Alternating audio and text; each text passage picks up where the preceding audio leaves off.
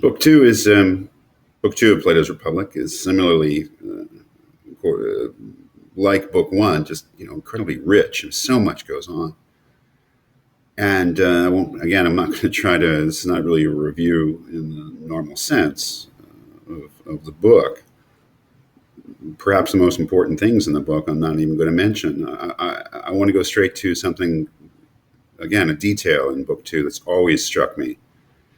And that happens in our edition on page 53, where the character Glaucon, Plato's brother Glaucon, says, why so? Aren't the inhabitants themselves adequate for that purpose? A little exchange there, a little objection. And if you think about the context, very interesting. Because what Glaucon is objecting to there is the idea of professional soldiers in this imaginary city that Socrates has begun to build. He says, as a tool for finding out what justice and injustice are. That objection, I think, is very fateful. I mean, or that decision to withdraw that objection is very fateful, because if they were to insist on that no, Socrates, in our perfect city, the inhabitants of the city would have to defend themselves.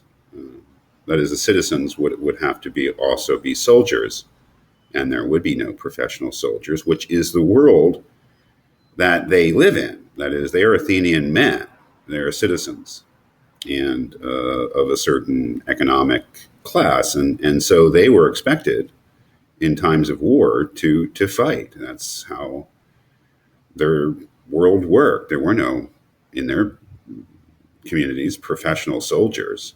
One could say that all of the soldiers of Athens were amateurs. They were a militia.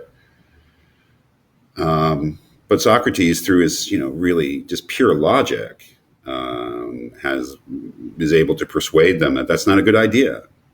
We remember the way that this imaginary city was originally constructed. The notion was that people come together because of mutual need, because they need each other's help in providing for each other the necessities of life. And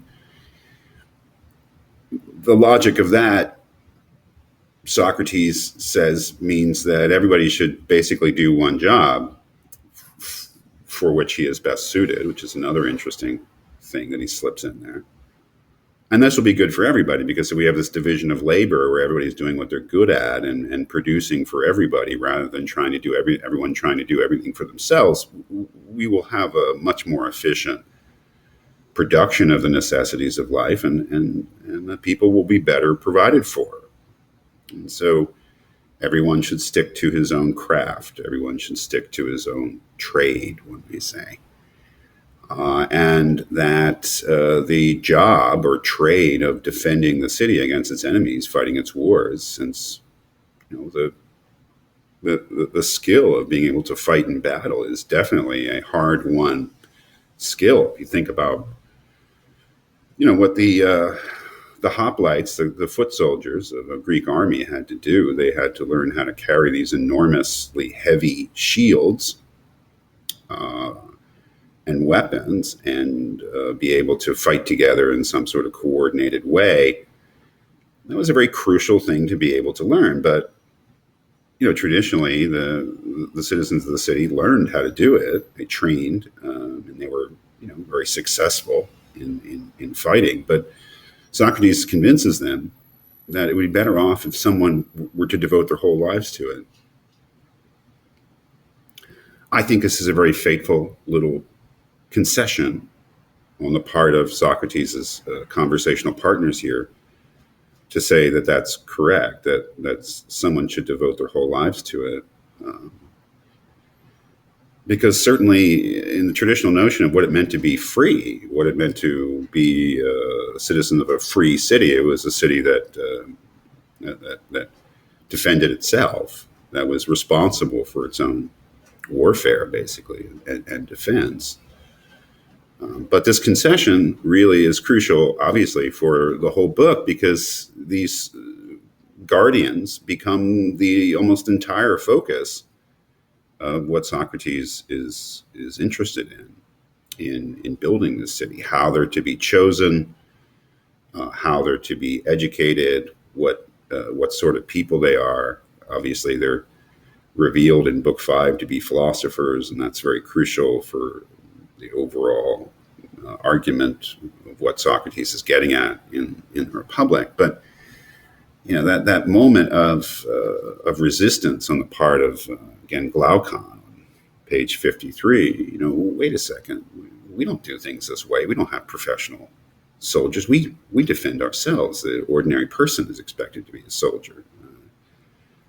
And the way that that's so tied up in the notion of being a free man, a member of a free community that's self-governing, that moment of, okay, you're right, everybody should stick to their own job, and this is definitely a difficult job, so we should have people who